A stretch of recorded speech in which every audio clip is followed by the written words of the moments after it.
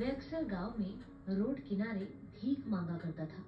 एक दिन वह भिखारी रोज की तरह अपनी जगह पर बैठा भीख मांग रहा था। तभी उसने देखा कि रास्ते से एक सेठ गुजर रहे हैं। सेठ को देख भिखारी को लगा कि ये सेठ तो जरूर कुछ न कुछ भीख दे देंगे। ये सोचकर भिखारी सेठ के आगे आकर उनसे भीख मांगने लगा। सेठ, मैं बहुत गरीब हूँ, मुझ गरीब को कुछ दे दो, भगवान आपका भला करेंगे। अगर मैं तुझे भीख दूंगा तो तुम मुझे बदले में क्या दोगे? सेठ, मैं तो एक भिखारी हूँ, मैं भला आपको क्या दे सकता हूँ? मैं तो व्यापारी हूँ, मैं तब तक किसी को कुछ नहीं देता जब तक मुझे बदले में कुछ न मिले। लेकिन उसकी कही बात ने भिखारी को सोच में डाल दिया। वो सोचने लगा, क्या सचमुच मुझे भीख इसलिए कम मिलती है क्योंकि मैं मिलने वाली भीख के बदले में लोगों को कुछ नहीं दे पाता? लेकिन मैं तो भिखारी हूँ, मैं किसी को क्या दे सकता हूँ? ये सोचकर वो रात दिन परेशान रहने लगा।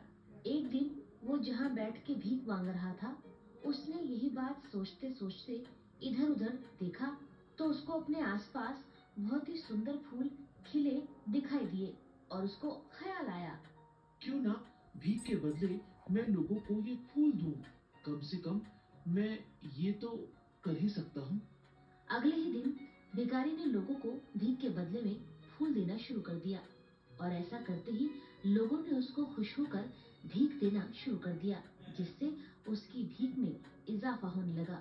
कुछ ही दिन बाद फिर से उस भिखारी को उसी रास्ते पर वही सेठ आते दिखाई दिए। सेठ जी, आज मेरे पास आपको देने के लिए कुछ है। ये कहकर उसने कुछ बहुत ही सुंदर फूल सेठ को दे दिए। सेठ को वो फूल बहुत पसंद आए और सेठ ने खुश होकर बदले में उसको कुछ रुपए देते हुए कहा, अब तुम भी मेरी तरह व्यापारी बन गए हो। इतना कहकर सेठ आगे निकल गया। लेकिन फिर से सेठ की बातों ने भिखारी को परेशान कर दिया। उसकी समझ में कुछ नहीं आया। उसके बाद किसी ने भी गांव में उस भिखारी को उसकी जगह पर भीख मांगते नहीं देखा। लगभग ऐसे ही एक साल बीत गया। एक बार गांव के रास्ते पर दो सेठ आमने सामने से आते हुए दिखे। तब एक सेठ ने दूसरे सेठ को रोककर कहा, सेठ, क्या आपने मुझे पहचाना? नहीं साहब, माफ कीजिएगा, मैंने तो आपको नहीं पहचाना। लगता है हम पहली बार मिल रहे हैं। नहीं सेठ, हम तीसरी बार मिल रहे हैं। आप मुझे जरा याद दिलाइएगा कि हम कब मिले थे।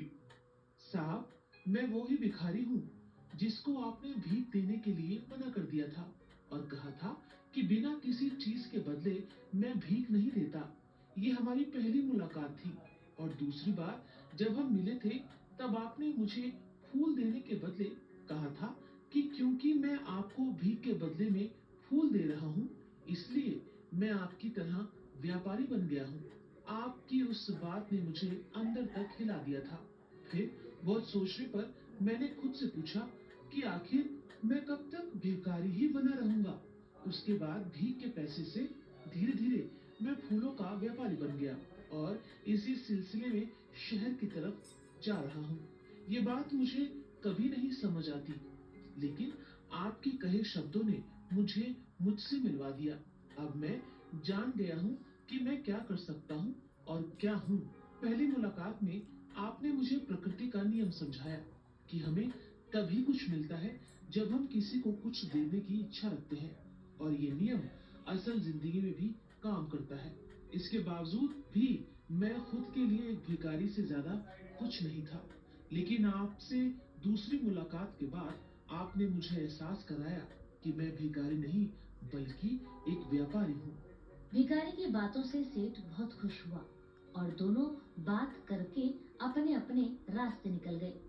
भारतीय ऋषि मुनियों ने इसीलिए स्वयं को पहचानने पर सबसे ज्यादा जोर दिया है और कहा है, सोहम शिवोहम। यहाँ समझने वाली बात यह है कि जब तक भिखारी ने खुद को भिखारी समझा, वो भिखारी ही बना रहा, और जैसे ही उसने खुद को व्यापारी मान लिया, वो असल जिंदगी में भी व्यापारी बन गया। इसे ही हम लॉ ऑफ अट्रैक्शन कहते हैं।